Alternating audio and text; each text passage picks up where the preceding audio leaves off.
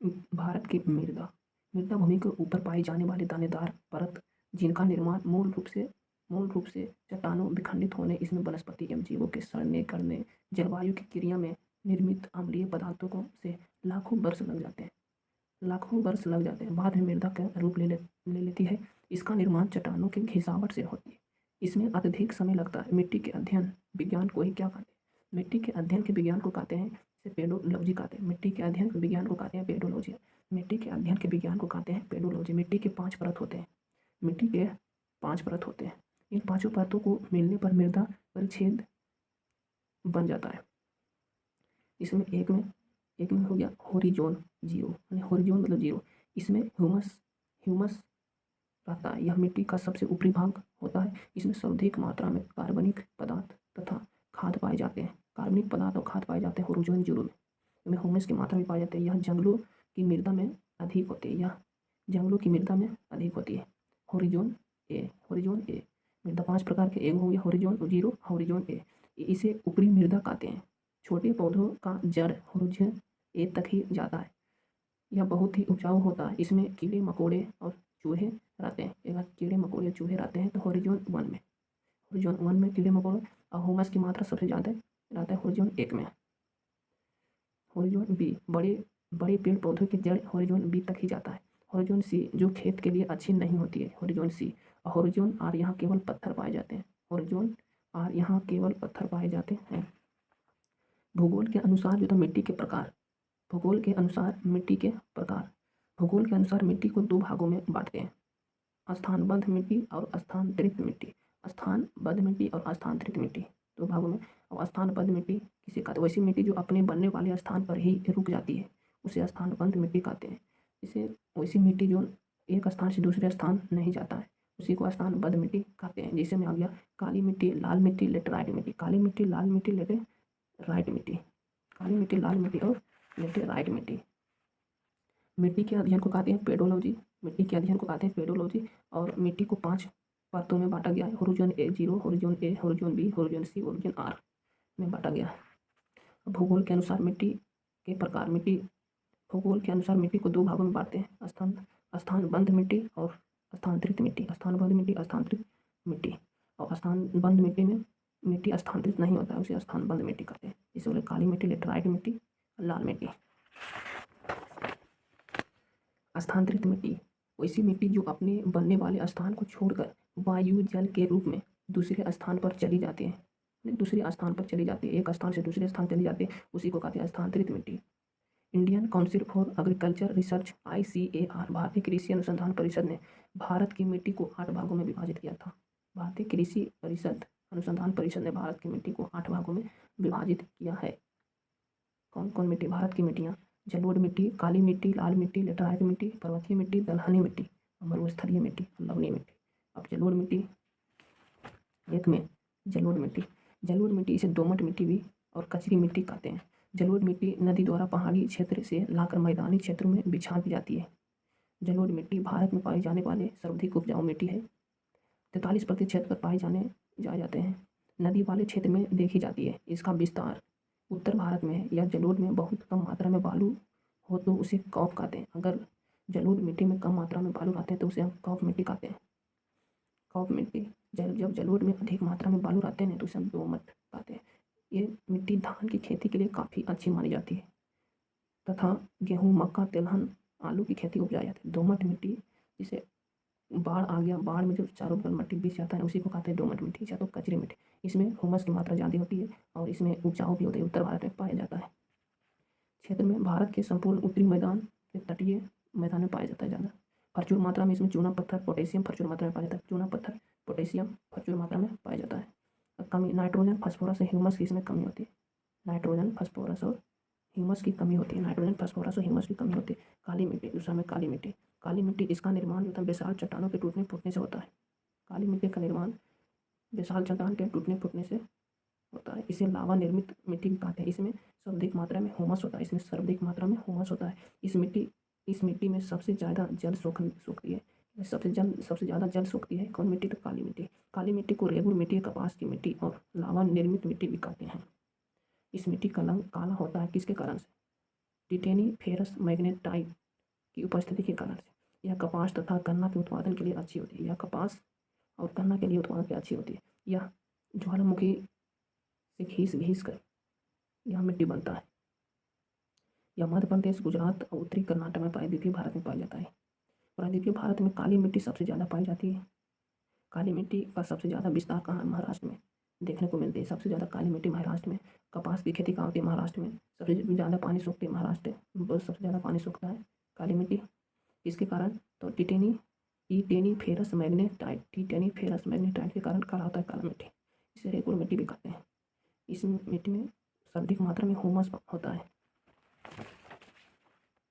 लाल मिट्टी प्रायद्वीपीय भारत के होते कम वर्षा वाले क्षेत्र में पाया जाता है। कौन मिट्टी? लाल मिट्टी।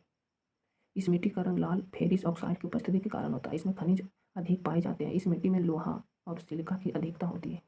इस मिट्टी में लाल मिट्टी में लोहा और सिलिका की अधिकता होती है, किंतु यह खेत के लिए अच्छी नहीं है। इस मिट्टी तमिलनाडु, आंध्र प्रदेश, नागालैंड, महाराष्ट्र, कर्नाटक के कुछ भागों में पाए जाते हैं। कहाँ? आंध्र प्रदेश, नागालैंड, महाराष्ट्र, कर्नाटक में पाई जाती है। सबसे ज़्यादा इसका विस्तार तमिलनाडु एवं आंध्र प्रदेश में देखने को मिलता है। यह मिट्टी बाजरे की खेती के लिए उपयुक्त मानी जाती है। जब लाल मिट्टी जल सूख लेती है, यानी जलयोजित रूप से होती है, तो जब मिट्टी पीली दिखाई पड़ती है। ये 18% भाग पर पाई जाती है। 18%। जलोढ़ मिट्टी 43%, लाल मिट्टी 18% पर पाई जाती है और काली मिट्टी 13% क्षेत्र पर पाई जाती है। काली मिट्टी 13% क्षेत्र पर। लेटेराइट मिट्टी, यह मिट्टी उस क्षेत्र में पाई जाती है जहाँ पर 200 सेंटीमीटर से अधिक वर्षा होती है। 200 सेंटीमीटर से अधिक वर्षा होती है, वहीं पर लेटेराइट मिट्टी पाई जाती है और अधिक गर्मी पड़ते हैं। इसे मखमली मिट्टी भी कहते हैं। तो लेटेराइट मिट्टी को मखमली मिट्टी भी कहते हैं। इसका निर्माण जो होता है निक्षालन द्वारा होती है। इस मिट्टी में तेज वर्षा के कारण मिट्टी के छोटे छोटे कण भूमि के अंदर घुस जाता है और कंकड़ ऊपर उड़ जाता है। उसी को मखमली मिट्टी कहते हैं, जिसमें भूमि ऊपर से पथरीली दिखती है। इस मिट्टी में लौह ऑक्साइड एवं एल्युमिनियम की भरपूर मात्रा होती है और लौह अयस्क के कारण ही इस मिट्टी का रंग लाल होता है। इस मिट्टी का रंग लाल होता है किस कारण से? लौह अयस्क के कारण ही लाल होती है। इस मिट्टी मुख्यतः जो होता है केरल, कर्नाटक, तमिलनाडु, महाराष्ट्र के कुछ हिस्सों में होता है। उड़ीसा, मेघालय, असम के कुछ हिस्सों में पाई जाती है। इसमें काजू मसाला, कॉफ़ी, इलायची तथा भवनों के ईंट बनाने में भी लेटेराइट मिट्टी का प्रयोग किया जाता है। इसका विस्तार केरल में सर्वाधिक केरल में लेटेराइट मिट्टी का विस्तार सबसे ज़्यादा केरल राज्य में है, जिस कारण इसे मसालों का राज भी कहते हैं, केरल राज्य को। उसके बाद में पश्चिम में पर्वतीय मिट्टी। इस प्रकार की मिट्टी का विस्तार पर्वतों पर देखने पर मिलता है। जहाँ पर हिमालय पर्वत का विस्तार, वहीं इस मिट्टी पाई जाती है। पर्वतीय का विस्तार जम्मू कश्मीर, लद्दाख, हिमाचल प्रदेश, उत्तराखंड, सिक्किम, अरुणाचल प्रदेश में देखने को मिलती है। जहाँ पर्वत है वहीं पर्वतीय मिट्टी पाया जाता है। अत्यधिक कठोर होते हैं, जिस कारण वनस्पति का अभाव होता है। यहाँ पर जंगली झाड़ियाँ होती है, अल्पाइन वृक्ष पाई जाती है और भारत के उत्तरी पर्वतीय क्षेत्र में पाए जाते हैं। पर्वतीय ढलानों पर सेब, नाशपाती, चाय उगाया जाता है। अब हो गया दलदलीय मिट्टी। दलदलीय मृदा का विकास जो होता है अत्यधिक वर्षा और वनस्पति के सड़ने से बनता है। दलदली मृदा में ह्यूमस की मात्रा अधिक होती है। काली मिट्टी में ह्यूमस की मात्रा अधिक होती है, दलदली मिट्टी में भी ह्यूमस की मात्रा अधिक होती है। और मरुस्थलीय मिट्टी जिसे हम कहते हैं बालुई मिट्टी, जिसे रेत, उसी को मरुस्थलीय या बालू मिट्टी। इस प्रकार की मृदा में नमी कमी होती है। इसकी जल सोखने की क्षमता सबसे कम होती है मरुस्थलीय मिट्टी जल सोखने की क्षमता। इसका विस्तार भारत में राजस्थान, गुजरात, दक्षिण पंजाब, दक्षिण हरियाणा में देखने को मिलती है। मरुस्थलीय भूमि होने के कारण यहाँ खदान उगना संभव नहीं है। यहाँ पर मोटा अनाज जैसे बाजरा, ज्वार, सरसों इसमें होता है मरुस्थलीय मिट्टी में खजूर, नागफली, बबूल, कांटे या सबसे ज़्यादा मरुस्थलीय मिट्टी में देखने को मिलती है।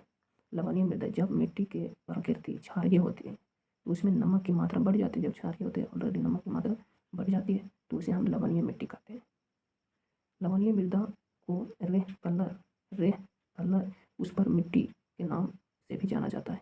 और लवणीय भारत में इस मिट्टी का सबसे ज़्यादा विस्तार के रण है तो गुजरात के कच्छ के रण में देखने को मिलती है। सबसे ज़्यादा कच्छ के रण में देखने को मिलती है, गुजरात के कच्छ के रण में। कौन मिट्टी? लवणीय मिट्टी।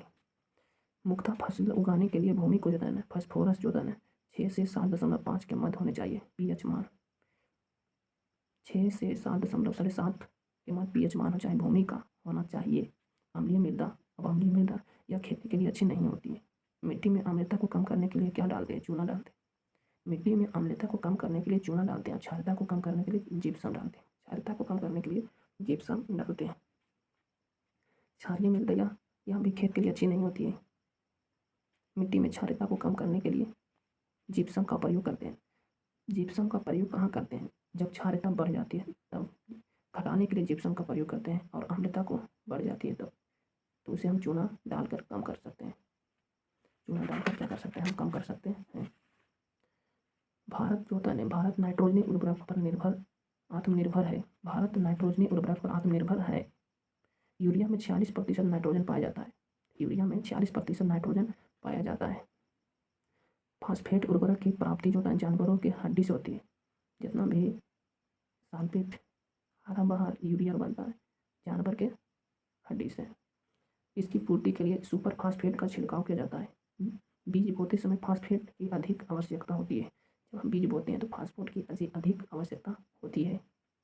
इसमें फसल बोते समय नाइट्रोजन, फास्फोरस और पोटेशियम कितना के अनुपात में रहना चाहिए? 4:2:1। नाइट्रोजन 4, फास्फोरस 2, पोटेशियम 1 होना चाहिए। बीज रोपण के समय में नाइट्रोजन, फास्फोरस और पोटेशियम 1:2:1 के अनुपात में। भारत की जो है सभी मृदा में नाइट्रोजन, पोटेशियम में ह्यूमस की कमी होती है। नाइट्रोजन, पोटेशियम में ह्यूमस की कमी होती है। United state department of agriculture ने मृदा को 11 भागों में बांटा। जलोढ़, लाल, काली और लेटराइट 11 भागों में बांटा। भारत एक कृषि प्रधान देश है। भारत की कुल जनसंख्या का 63% आबादी कृषि पर निर्भर करता है। कितना प्रतिशत? 63% आबादी कृषि पर निर्भर करता है। किंतु भारत के जो है राष्ट्रीय आय में कृषि का योगदान सिर्फ 15% निर्भर करता है 63%।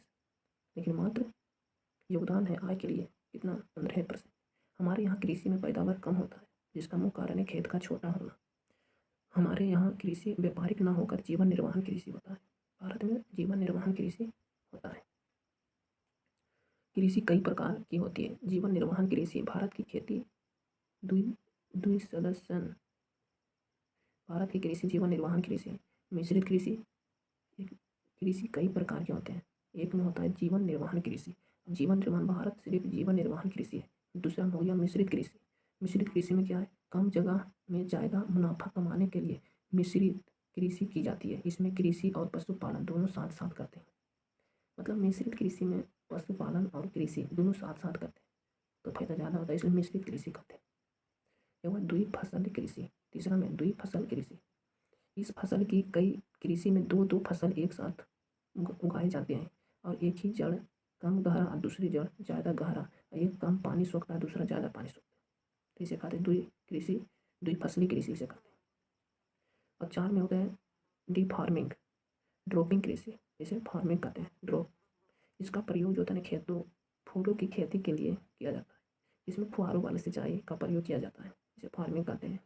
ट्रक फार्मिंग, यह खेती भारत में ना के बराबर होती है कौन सी कृषि? ट्रक फार्मिंग कृषि।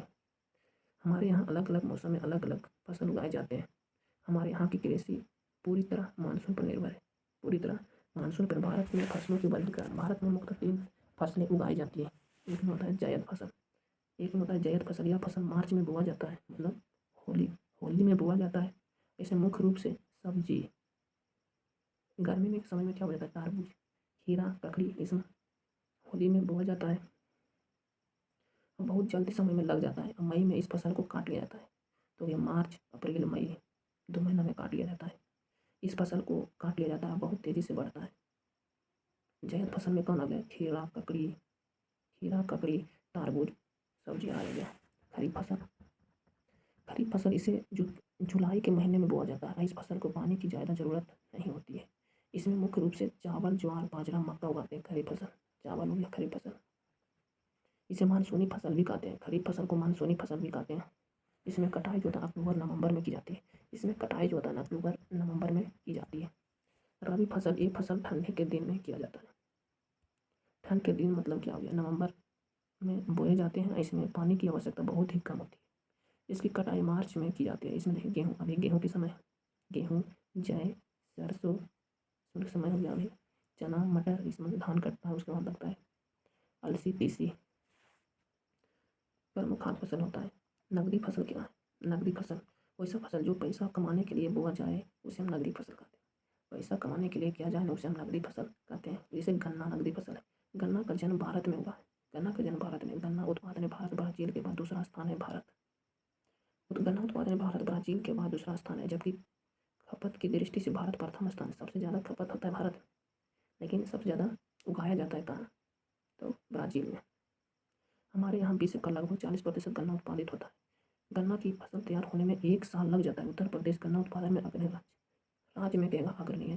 विश्व में कहेगा तो ब्राज़ील पहला, भारत दूसरा। नगदी फसल है, इससे ज़्यादा कमाई की जाती है, लेकिन 1 वर्ष लग जाता है।